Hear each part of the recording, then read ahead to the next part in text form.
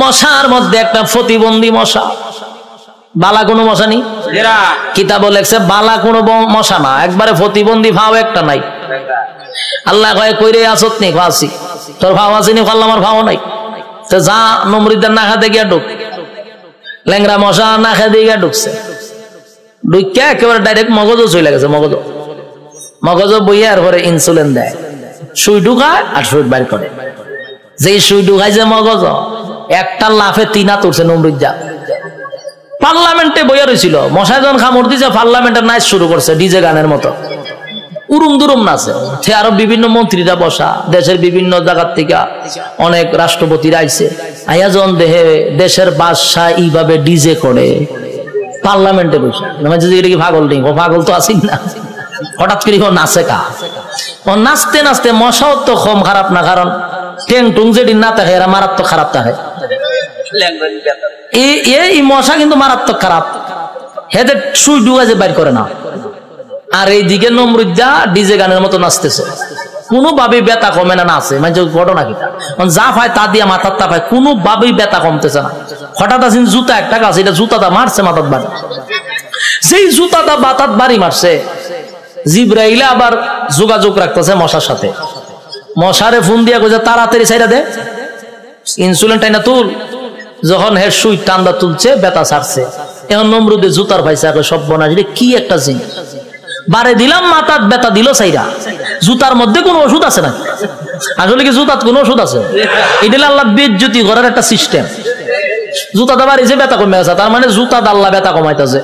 এখন এই জুতা রেখে দিছে দাঁড়ে, রেখে টেনশনে পড়ে আছে, কি ব্যথা উঠলো, জুতাটা বাড়ি দিলে ছেড়ে দিল। আবার কথা বলতেছে বিভিন্ন দেশের মন্ত্রী এমপির সঙ্গে, আবার মশায় সুই একটা ঢুকাই দিছে, ঠাস করে জুতাটা বাড়ি মারছে, ছেড়ে দিছে। আল্লাহ মশারে খুলে করে, এটা তোর ডিউটি, কাজ চালায়া যা। হতেন পরে পরে ঢুকাইবি, জুতাটা বাড়ি দিলে ছেড়ে দিবি। মশা হতেন পরে ঢুকায়, জুতাটা বাড়ি দেবার পাইলা, আবার ঢুকায়, জুতাটা বাড়ি দেবাই করে। এই হইল জুতার বাড়ি শুরু। তখন নমরুদ্দা একা একা জুতাটা কত বাইরিত, হাতে ব্যথা দিয়ে লায়। তাই একজন লোক রাখছে, ধরে মাসে এত টাকা বেতন দিমু, এদিকে চাকরি কি দেখো জুতা দেখালে ভিটা নিয়ে তাও খারে দেশের বাসারে। এইরকম যদি আমার নিত, আমি তো বললাম টেকা টোকা লাগতো না, আমি খালি জুতাটা ভিটামো আপনার, আমার টেকা দেওয়া লাগতো না। বাস্তব নেই। দেশের একজন বাদশা যদি হয় আমার জুতাটা ফিডাইবা, আমার কি বেতন লাগবো না? আমার মনের ভিতরে যত জিদ আসিন সব মিলামো এক একটা বাড়ির সাথে, ঠিক নেই? জুতা দেখ একটা বাড়ি দিমার ঘুমায় নেয়, এটা অত সালের একটা জুতার বাড়ি। দ্বিতীয় বাড়ি দেখো, এটা অত সালের একটা বাড়ি। এক সালে এক যন্ত্রণা বুক করছে, আর তোর জুতাটা বাইরিতেছি, টেহারা হম নেই। এই লোকও হয় যে আমি বাসার জুতাটা বাইরামো, আমার টেকার দরকার নাই, আপনি আমার চাকরিটা দেন।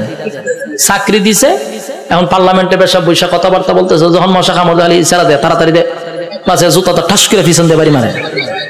দেশের মানুষ বিভিন্ন দেশ থেকে আসে, আইসা কয় যেই বাসার ইজ্জত নাই, মানছে তারা জুতাটা বাইরা, এর সাথে আবার কি এর বৈঠক হঠাৎ ভাগল, এখান থেকে এক বেজ্জতি।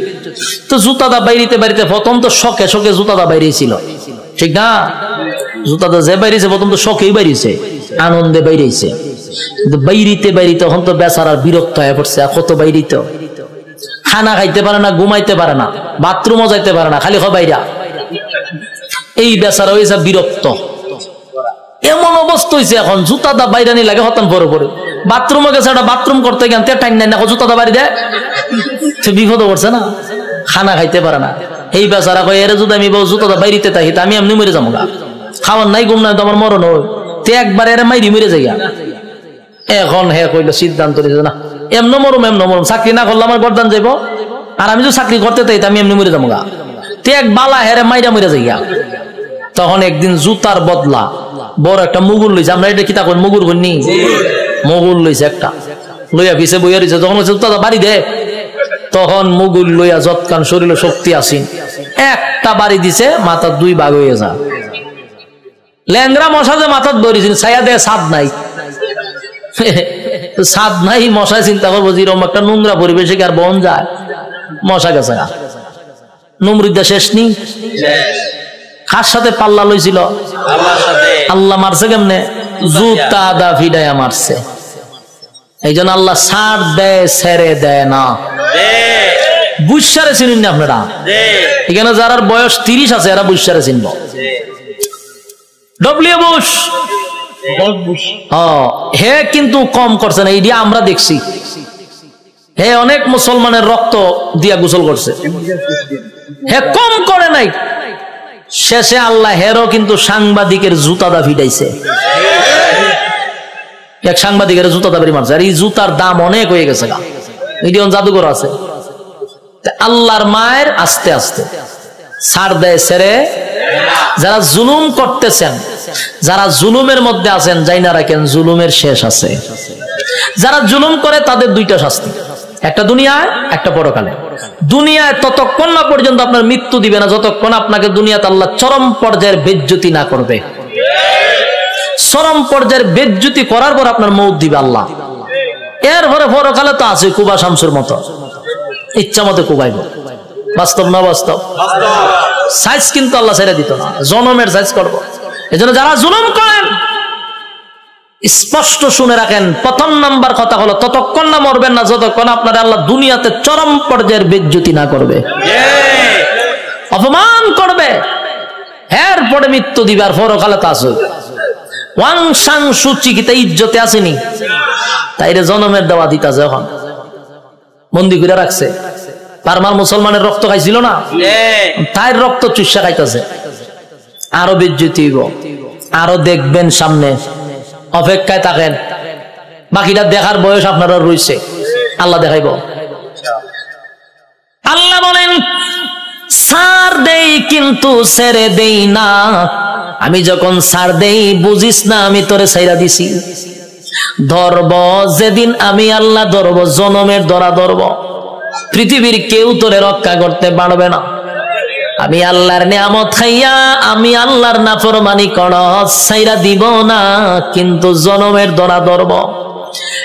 যুবক ভাই, আমি আপনাদের উদ্দেশ্যে বলতে চাই, আল্লাহর দেওয়া নিয়ামত খাইয়া, নিয়ামত খাওয়ার পরে যে আল্লাহর নাফরমানি করতেছি, রাইতে দিনে 24 ঘন্টা পাইয়াও 1টা ঘন্টা আল্লাহর দেই না। ইমাম সাহেব যদি বলে আসেন না একটু নামাজে যায়, উত্তর দেয় হুজুর নামাজের সময় নাই। যদি কয় আসেন না মাহফিলে যাই, আমার সময় নাই। বেচারা খুব ব্যস্ত, সময় নাই, সময় নাই, সময় নাই, যে কোনো বিষয় লোক আমার সময় নাই।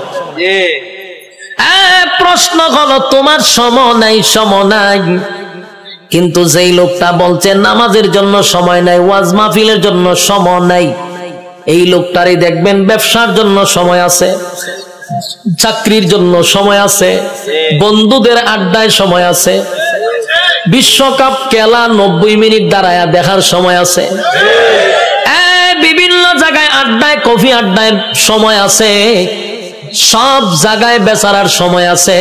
সময় নাই শুধু আল্লাহর বেলা। আল্লাহ বলেন সময় তো আমি দিছিলাম, সময় কাটা দিছে। আল্লাহ বলেন সময়ের মালিক আমি তোরে সময় দিলাম রে, আমার দেওয়ার সময় পাইয়া আমারে দিলি না, মন গড়া সময় নষ্ট করলি। বান্দা আমি পাই পাই পাই পাই করে তোর কাছ থেকে হিসাব নিব, বান্দা হিসাব না দিয়া সামনে আগাইতে পারবি না। আপনারা কিতা মনে হয় আল্লাহ আমরা সেইটা দিব হিসাব না নিয়া? হিসাব নিব। আগেই বলছি অতগুলা নিয়ামত আল্লাহ আমরা দিছে, এমনে ছেড়ে দিত না, হিসাব না নিয়া। কথা কয় না? একটা এক্সাম্পল দিই, সহজে বুঝতে পারবেন। আপনারা মনে করেন চরপেশন সবচেয়ে ভালো হোটেল, সেখানে মনে করেন একজন লোক ঢুকছে খানা খাওয়ার জন্য, একজন লোক ঢুকছে, ঢুইকা যারে অর্ডার দেয় তার নাম কি? মেসিয়ার। মেসিয়ার হইলো ভাই খানা নিয়ে আয়, কি আছে? তো দেখবেন মেসিয়ারের একটা অভ্যাস হইলো একটা নাই 50টা নাম কইব। গুড়া মাছ আছে, বড় মাছ আছে, উইল মাছ আছে, তারপরে আপনার গরু আছে, ছাগল আছে, কতটা হয় না? আমি অনেক সময় কিচ্ছু বুঝি না, চাই তাই একটা না হয়, আমি ভাই হাফিজি বড় লাগতো না, তুই আস্তে আস্তে একটা একটা করে ওদিকে আমি খাইতাম আমি জায়গা এত নাম কয়, একটাও একটা হয় না, লাস্ট হলে গুরুর ইয়াদ আছে। এই লোক যখন এতগুলা নাম কইছে, চিন্তা করলো এতগুলা নাম কইছে কোনটা কম, আচ্ছা সব লইয়া যা। মেসিয়ারে আনতেছে, টেবিল সাজাইছে, খাইতেছে, খানা দেখে মেসিয়ারে দে লক্ষণ বালানা যে যিনি টেকা নে উনারে কি কয় ম্যানেজার কেশিয়ার তো ম্যানেজারের কাছে গেছে মেসিয়ারে গিয়ে কয় স্যার ওই যে লোকটা খাইতেছে দেখছেন নি? দেখছি তো। কাম না আমার একটা অনুমতি দেন। কি অনুমতি? কয়ের ইচ্ছা মতো কিন্তু ফিটাইতাম। ম্যানেজারে জিগা কাস্টমারে খানা খাইতেছে তুই ফিটাইতে কা? কয়ের লক্ষণ বালানা, যেই পরিমাণ খাইতেছে হিসাব দিতে পারতো না, তাই একটু ফিডামো। ম্যানেজারে কয় কাস্টমারের কাজ কি? খাওয়ান। তোর কাজ কিতা? দেওন। আমার কাজ কিতা? হিসাব ল। তেহের খাওয়ানে খাইব, তোর দেওন তুই দে, তুই মারতে কা? মেসির কথা তো ঠিক, আমার তো দেওন, আমি দিতে তাই। মেসিয়ারে দেয়, এ খায়। ম্যানেজারে কয় এ খাওয়া শেষ হলে বলে আমার খাম। আমার কাজ কি? হিসাব নেওয়া। হিসাব না নিয়া, হিসাব না দিয়া বাড়ি তারবো, বাড়ি তারবো নি? যা পারে খাইতে থাক, তুই বাধা দিস না। ঠিক তেমনি ভাবে আল্লাহ বলেন দুনিয়াতে মানুষ যেই পরিমাণ কাম কু কাম, দিনের কাম রাত্রের কাম, সব কাম আমরা করি না? আমরার সাথে কিন্তু ফেরেশতা থাকে, 24 ঘন্টা ফেরেশতা থাকে। আমরার কাম কু কাম দিকে ফেরেশতারাও আল্লাহর কাছে কয় আল্লাহ একটু অনুমতি দেন। কিতা কয় এর একটা আসার মাইরা জাগাত মুতায়া লাই। আল্লাহ জিগা ঘটনা কিতা? বলে যেই পরিমাণ করতা যে হিসাব দিতে পারতো না। আল্লাহও বলে তোর কাজ, এর কাজ আকাম কুকাম করন দেখুন লিখতে রাখুন, আর এর কাম যত আকাম কুকাম করতে পারে। তোর কাজ কিন্তু ফিডন না, তোর কাজ দেখতে থাক, লিখতে থাক, যত কিছু আছে সবকিছুর হিসাব হইব আমার কাছে। বন্দা যা পারে করো, হিসাব না দিয়া সামনে আগাইবার কোনো সিস্টেম নাই। কাজরের মাঠে আল্লাহ হিসাব নিব পাই পাই কইরা, সাইডা দিবনি। রব্বে কারীম বলেন প্রথম নাম্বার কথা হলো আফাহাসিবতুম আন্নামা খালাকনাকুম আবাসাও ওয়া আন্নাকুম ইলাইনা লা তুরজাউন। রব্বে কারীম বলেন এই অনর্থক বানাই নাই, অকারণে বানাই নাই। দ্বিতীয় নম্বরে আল্লাহ বলেন ওয়ামা খালাকাতুল জিন্না ওয়াল ইনসা ইল্লা লিয়াবুদুন। রব্বে কারীম বলেন 2 নাম্বার হলো তোরে বানাইছি ইবাদতের জন্য। 3 নাম্বার আল্লাহ বলেন বান্দা তোরে বানাইতে গিয়া ওয়ালাকাদ কাররামনা বানি আদম, সমগ্র সৃষ্টি জগতের মধ্যে শ্রেষ্ঠত্ব দিছি। 4টা কসম করে বলছি বাংলা তোর থেকে সুন্দর আমি আল্লাহ কাউরে বানাই নাই, তোর থেকে সম্মান আর মর্যাদা আমি কাউরে দেই নাই। এরপর আল্লাহ বলেন এত কিছু দেওয়ার পরেও যদি তুই আমি আল্লাহর গোলামি না করস, ওয়ালাকাদ জারানা লি জাহান্নামা কাসীরাম মিনাল জিন্নি ওয়াল ইনস, আমি আল্লাহ আগুন দিয়া তোরে জ্বালাবো আর পোড়াবো। এরপরে রব্বে কারীম বলেন বান্দা শুন, ভালো করে শুন, এত নিয়ামত দিয়া তোরে ছেড়ে দিব না। আমি আল্লাহ কিন্তু পাই পাই পাই করে হিসাব দেব। কুল্লু নাফসিন বিমা কাসাবাত রাহিনা, প্রত্যেকটা মানুষ তার কৃত কর্মের জন্য আল্লাহর সামনে জবাব দিতে হবে। হিসাব ছাড়া ছেড়ে দিব না। রব্বে কারীম বলে হিসাব নিব গো, হিসাব ছাড়া আমি আল্লাহ কাউকে ছেড়ে দিব না। এই যে দুনিয়াতে যা করি সব হিসাব হবে। আল্লাহ বলেন শুন বান্দা, যখন প্রত্যেকটা মানুষের হায়াত শেষ হয়ে যাবে, মালাকুল মউত আজরাইল সামনে হাজির হবে, তার একটা কিয়ামত হবে। কি হবে? কিয়ামত কিন্তু 2 প্রকার, একটা হলো যার যার কিয়ামত, আর একটা হলো সমষ্টিগত কিয়ামত। কথা বুঝতেছে? সাউন্ড একটু উঠান, একটু উঠান। একটা হলো যার যার কিয়ামত, আর একটা হলো সমষ্টিগত কিয়ামত। আল্লাহ রাসূল বলেন যার যার কিয়ামত সম্পর্কে বলেন মাম্মাতা ফাকাত কামাত কিয়ামাতুহু, যে যখন মারা যায় তার কিয়ামত তখন শুরু হয়। আমি যদি স্টেজে এখন মারা যাই, আমার কিয়ামত এখান থেকে শুরু হবে। আরেকটা হলো সমষ্টিগত কিয়ামত, সেই কিয়ামতটা হলো কিয়ামতে কুবরা, এটা বড় কিয়ামত। সেটা বাঁশির মাধ্যমে হয়। ইসরাফিল আলাইহিস সালাতু ওয়াস সালাম যখন বাঁশি ফু দিবে, আল্লাহ বলেন এই গোটা পৃথিবীর যা কিছু তোমরা দেখো বিশ্ব পরিস্থিতির পরিসমাপ্তি আমি ঘটায়া দিব। এটা হইল সমষ্টিগত কিয়ামত। ইদা যুলজিলাতিল আরদু জিলজালাহা, জমিনের মধ্যে তখন জালজালা শুরু হবে, ভূমিকম্প শুরু হবে। যখন যে একটা ভূমিকম্প হইছে 13 সেকেন্ড, 13 সেকেন্ডের ভূমিকম্পে সব শেষ হয়ে গেল। আর ওইটা যে শুরু হইব ওইটা 13 সেকেন্ড না, 13 ঘন্টা না, এটা চলতেই থাকবে। পাহাড় গুলি তুলার মতো উঠতে থাকবে।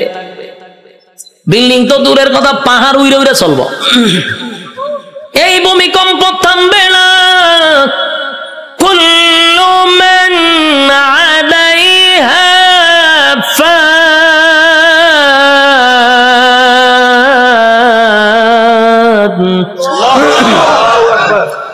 ওয়া ইয়াবকা ওয়াজহু রাব্বিকা যুল জালালি ওয়াল ইকরাম।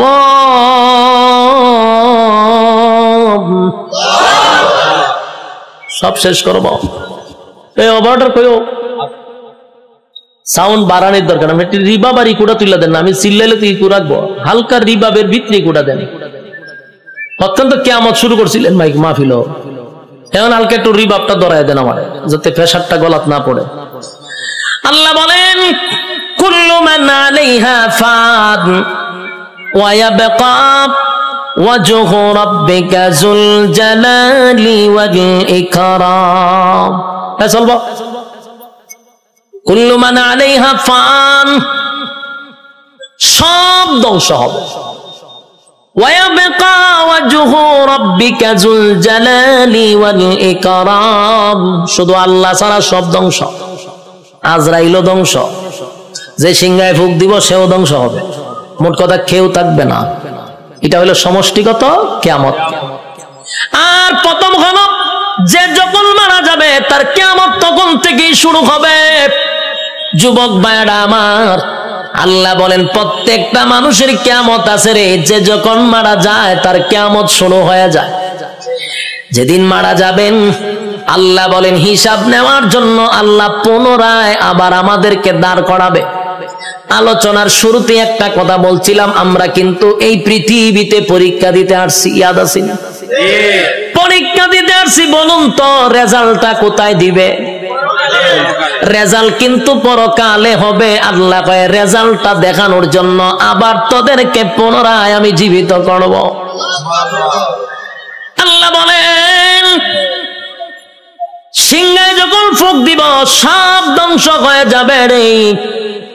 সব ধ্বংস হওয়ার পরে সর্বপ্রথম আমি আবার জীবিত করব ইসরাফিল আলাইহিস সালাতু ওয়াস সালামকে। আবার আল্লাহ বলবেন সিংহায় ফু মার। যেই মাত্র আরেকবার ফু দিবে ওই শেষের ফুয়ে প্রত্যেকটা মানুষের বডির ভিতরে আল্লাহ আবার রূহ দিবে। কাদা মাটির থেকে আবার রূহ পাইয়া মানুষগুলি মাটি গঠন হবে, আবার পুনরায় বডি গঠন হবে। কাদা মাটির থেকে আবার আপনি ওইটা দাঁড়াবেন। যেখানে দাঁড়াবেন, যেখানে বৈশা ওয়াজ শুনতাছেন সে জায়গাটাই হবে হাসরের মাঠ। যেখানে বই আওয়াজ শুনতাছেন এটা হাসরের মাঠ হবে। এই পৃথিবীটাকে আল্লাহ হাসরের মাঠ বানায়া দিবে। কিন্তু এখনকার পৃথিবী আর তখনকার পৃথিবী একরকম নয় রে। তখনকার পৃথিবী আর এখনকার পৃথিবীর মধ্যে উল্লেখযোগ্য একটা বেশ কম থাকবে। এখন তো কত উঁচু উঁচু বাড়ি আছে, পাহাড় আছে, সাগর আছে, নদী আছে। তখন কিছুই থাকবে না, সমতল একটা মাঠের মতো। মানুষ সেখান থেকে ওইটা দাঁড়াবে। আর বিজ্ঞানী বলেন মানুষকে আমি কেন দাঁড় করাবো জানো নি? দুনিয়ার জমিনে পরীক্ষা দিছিলি, আমি আল্লাহ সেটার রেজাল্ট তোর হাতে ধরায়া দিব। মানুষ গিয়া জমা হবে হাসরের মাঠে।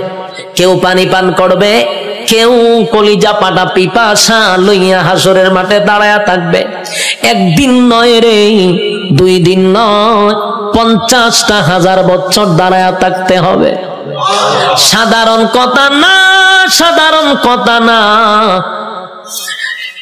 পানির পিপাসায় জিহ্বা কুকুরের মতো বাহির হবে।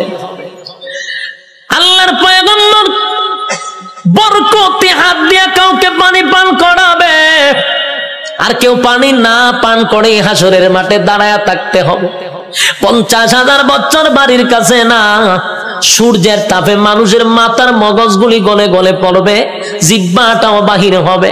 এই অবস্থায় যে কত হাজার বছর মানুষগুলি একটা সময় বিরক্ত হইয়া চিৎকার দিবে আর বলবে, মালিক রে, জান্নাতে দেও না হয় জাহান্নামেই দেও, হাসরের মাঠে আর ভালো লাগে না, সেখান থেকে আমাদেরকে সরায়া দাও। আদম নবীর থেকে লইয়া ঈসা রূহুল্লাহ পর্যন্ত মানুষ সবার কাছেই যাবে একটু আল্লাহর কাছে সুপারিশ করার জন্য। আদম নবীও বলবে ইয়া রাব্বি নাফসি, ইব্রাহিম আলাইহিস সালাতু ওয়াস সালাম বলবে ইয়া রাব্বি নাফসি, নূহ পয়গম্বর বলবে ইয়া রাব্বি নাফসি, মুসা নবী বলবে ইয়া রাব্বি নাফসি। এইভাবে 1,02,24,000 পয়গম্বর ইয়া ঈসা আলাইহিস সালাতু ওয়াস সালাম পর্যন্ত সবাই একটা কথা বলবে, ইয়া রাব্বি নাফসি। আমার কি উপায় হবে? আজকে আল্লাহর সামনে কথা বলার সাহস কোন নবীর হবে না। কথা বুঝতেছেন আমার? আল্লাহ এত রাগান্বিত। এই যুবক ভাই, আলোচনার শুরুতেই বলেছিলাম আল্লাহর নাম রহমান, দয়া মায়া বেশি, কিন্তু আল্লাহর গজব আমরা এখনো দেখি নাই, সেটা হাসরের মাঠে দেখব। আল্লাহ সেদিন কাহার রূপ নিয়ে দাঁড়াবে, সেদিন আল্লাহর সামনে কথা বলার সাহস কোন নবীরাও পাবে না, শুধুমাত্র কেবলমাত্র আমাদের নবী ছাড়া। আদম নবীর থেকে লইয়া ঈসা রূহুল্লাহ পর্যন্ত একটা কথাই বলবে, ইয়া রাব্বি নাফসি। আমার কি উপায় হবে গো? আল্লাহ খালি তর্জন আর গর্জন দিবে, তর্জন আর গর্জন দিবে, আর বলবে নাফরমানরা আমার নিয়ামত খাই আমার নাফরমানি করছস, আজকে দাঁড়া, কেউ কথা বলবে কিনা? আল্লাহ সেদিন বলবেন লিমানিল মুলকুল ইয়াউম, এই পৃথিবীর রাজা বাদশারা দাঁড়া, হামাইন্নারে ডাক দিব, নমরুদ্দারে ডাক দিব।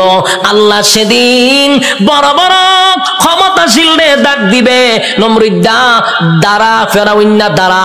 আল্লাহ বলবেন সাজ্জাদ দাঁড়া। আল্লাহ এইভাবে আবু জাহেলকে ডাকবে, যত জালেম শাসক আছে সবগুলাকে আল্লাহ সেদিন ডাক দিবে। ভারতের দাদারেও ডাক দিব, ওয়াংশাংশচিরও ডাক দিব, বুসারেও ডাক দিব, সবাইরে ডাক দিব। বেডাগিরি তো কম দেখাইছ না, আজকে দেখা। কথা কন্যা দি বেডাগিরি যারা বাংলাদেশও করো তারাও কিন্তু ডাক দিব, দাঁড় করাইব, দাঁড়া, বেডাগিরি কম করছ না। নির্দোষ আলেমদেরকে সাইজ করছ, দাঁড়া, আজকে দেখি তোর ক্ষমতা কতটুকু আছে। দাঁড়া, ক্ষমতা দেখতে লই আমি দাঁড়া। কেউ কথা বলবে না, নিস্তুপ হয়ে যাবে। কথা বলার সাহস আছে নি কেউ?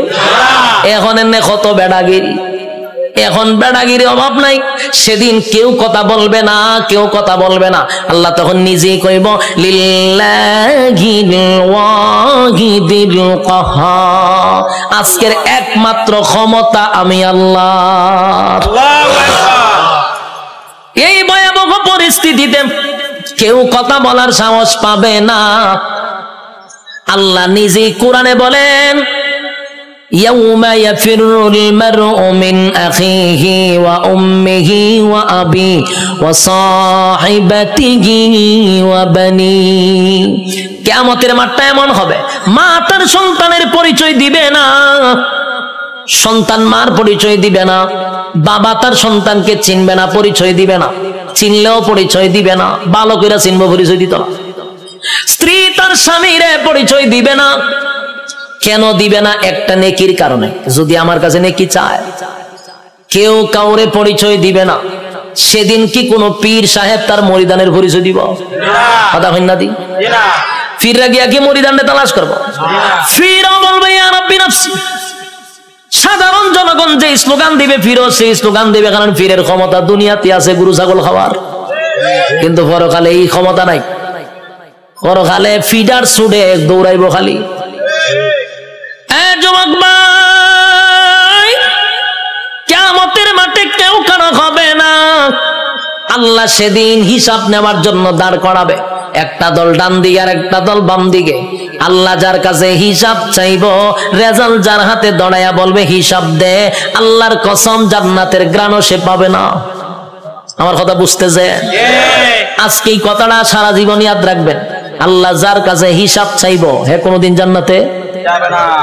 হিসাব দেওয়ার মতো যোগ্যতা কারো নাই। আল্লাহ যারে জান্নাত দিব বিনা হিসাবই দিব।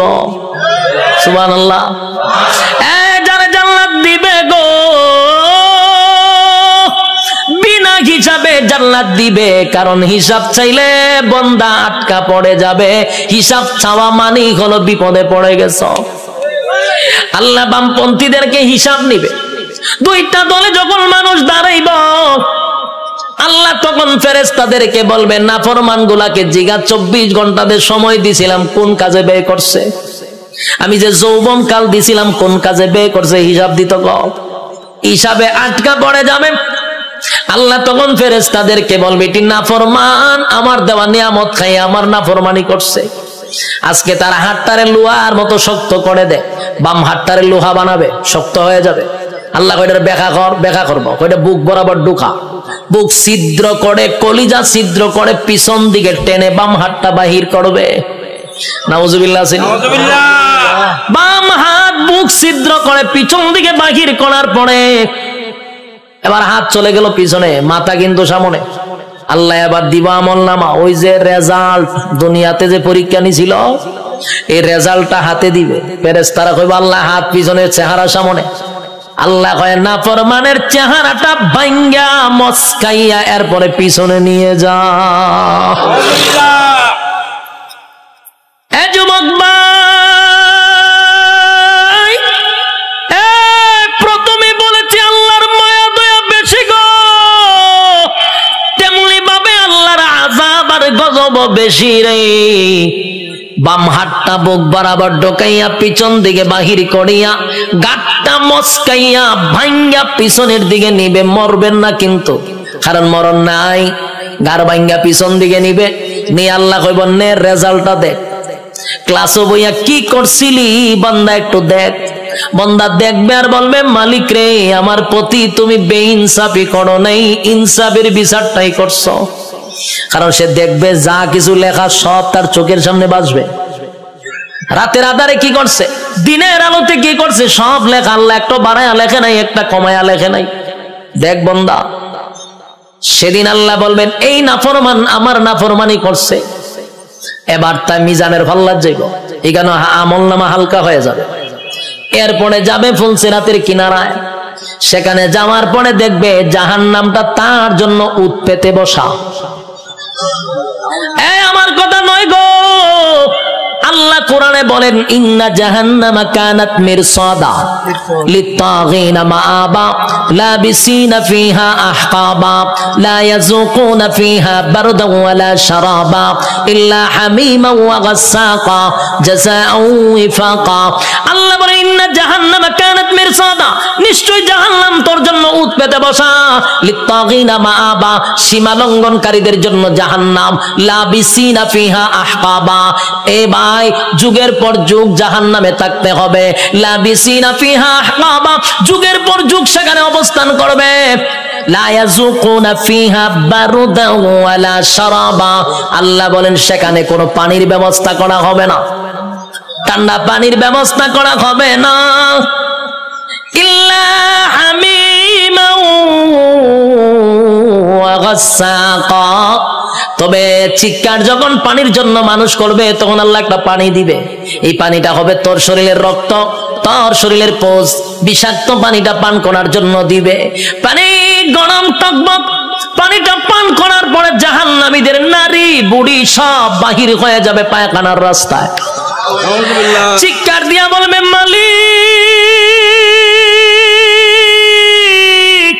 এমন পানি তো তোমার কাছে চাই নাই গো, এমন পানি তো তোমার কাছে চাই নাই, তোমার কাছে চাই নাই। এটা কেমন পানি দিলা, বেদনা বিষাক্ত বেড়ে গেল। আল্লাহ তখন যে জবাবটা দিব এর থেকে আরো ভয়ানক জবাব। আল্লাহ কয় জাযাউ ওয়াফাকা, বান্দারে এটা তোর কৃত কর্মের পূর্ণ ফল। এতক্ষণ ভাই যে শারীরিক কষ্ট, এই কথাটার কারণে মানসিক কষ্ট বেড়ে যাবে। আল্লাহ কয় এখন মজা বুঝ কেমন লাগে, আমার দেওয়া নিয়ামত খাইয়া আমার নাফরমানি করছ, আজকে মজা বুঝ। আমি তোরে পানি দিছিলাম দুনিয়াতে, ঠান্ডা পানি, মিষ্টি পানি। গরমের সময় টিউবওয়েলের পানিটা তোর জন্য ঠান্ডা করে দিছিলাম, এই শীতের সময় পানি গরম করে দিছিলাম। এত নিয়ামত খাইয়া তো আমি আল্লাহরে একবার ডাক দেস নাই, আজকে কেন আমার ডাকস? খা এখন বিষাক্ত পানি খা, মজা বোঝ কেমন লাগবো, আর কষ্ট বেড়ে যাবে। বুড়াবাসীরা একটা কথা মন গড়া বলি নাই, এতক্ষণ যা বলছি কোরআনের বাহিরে একটা কথাও বলি নাই। কোন গল্প বলার জন্য আমারে আনেন নাই, আর আমিও কোনো মাহফিলে গল্প বলিও না।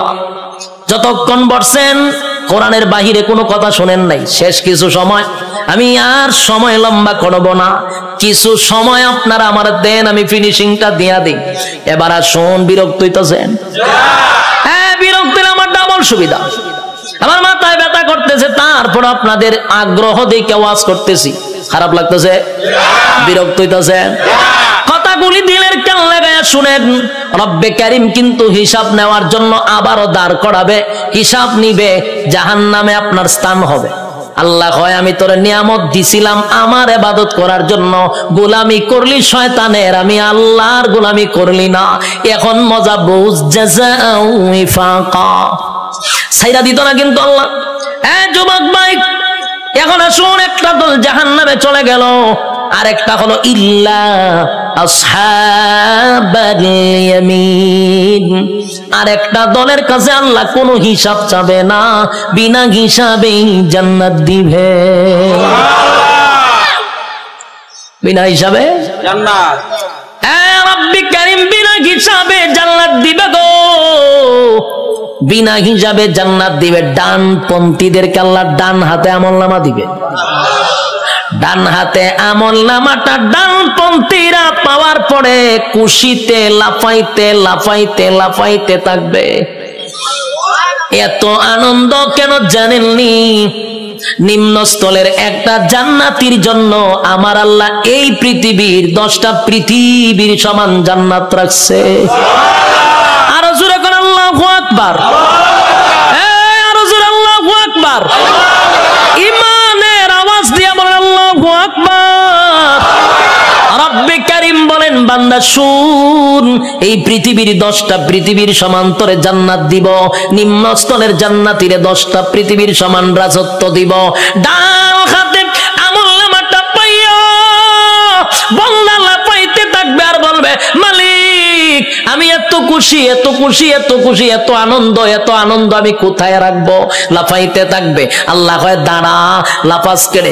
আল্লাহ আমি এত বড় নিয়ামত পাইছি, কোথায় রাখবো গো? আমি আনন্দ কোথায় রাখবো? দুনিয়ার মানুষ 10 কেজির একটা কাপ, বিশ্বকাপ পাইয়া সারাটা দেশ আনন্দে লাফানো শুরু করে, আর আল্লাহ কয় গোটা পৃথিবীর 10 পৃথিবীর সমান এক একটা রাজত্ব দিব। খুশি কম না বেশি? খুশি হওয়ার আরো কারণ আছে। আল্লাহ বলেন জান্নাতি শুন, দুনিয়াতে যদি তোর আমি আমেরিকার প্রেসিডেন্ট বানাইতাম, কিন্তু এক সময় তোর মরণ লাগতো। কথা হয় না? আমেরিকার প্রেসিডেন্টের মরণ আসেনি? বাংলাদেশে যারা রাজত্ব চালাইতেছে তার মরণ আসেনি? গোটা পৃথিবীও যদি রাজত্ব করত, জুলকারনাইন গোটা পৃথিবী রাজত্ব করছে, মরণ ছিল? বাদশাহ সুলাইমান গোটা পৃথিবীর রাজত্ব করছে, মরণ ছিল? নমরুদ্দা গোটা পৃথিবীর বাদশাহ ছিল, মরণ ছিল? বখতে নসর গোটা পৃথিবী রাজত্ব করছে, মরণ ছিল? তাহলে গোটা পৃথিবী রাজত্ব করলেও মরণ আছে রে। আর আল্লাহ বলেন 10 দুনিয়ার সমান একটা জান্নাতের রাজত্ব দিব, আর কোনদিন মরবি না। একটা জবান বন্ধ রাখবেন না, বলুন সুবহান। মরণ নাই, এর থেকে বড় আনন্দ আসেনি। মরণ নাই, মরণ নাই, মরণ নাই। জান্নাতে ঢোকার পর আর মরণ নাই। আল্লাহ কয় দাঁড়া, মরণ নাই, আরো খুশিতে লাফাইব। এত আনন্দ কোথায় রাখবো? এখন আর মরবো না, আনন্দের সুরে লাফাইতে থাকবে। আল্লাহ কয় দাঁড়া, লাফাইস না, আরো আছে। আল্লাহ কি আছে? বলে আর কোনদিন তুই বৃদ্ধ হবি না। পৃথিবীর কোন মানুষ কি বৃদ্ধ হতে চায়? কথা হইনা দি, কেউ বৃদ্ধ হতে চায় না। সাদা দাড়ি লইয়া সেলুনে যায়, গিয়া দেখবেন কালার কইরা খালা বানাই লইয়ে পড়ে। যদি জিগায় কালা করছত করে কোনাইলে বুড়া দেখা যায়, তাহলে তার উদ্দেশ্য কোনো বুড়া হতে চায় না। বুড়া হতে চায় না রে, পৃথিবীর কেউ বৃদ্ধ হতে চায় না, বুড়া হতে চায় না। আল্লাহ কয় বুড়া হন লাগবো। কথা কোন ঠিক নেই? উপর দিয়া যতই কালো করো, ভিতরে বুড়া হইতেছে নি, চামড়া ঢিল হইতেছে। বৃদ্ধ হতে হবে। আল্লাহ কয় জান্নাতের ভিতরে নিয়ামত হল, আর কোনোদিন বৃদ্ধ হবি না।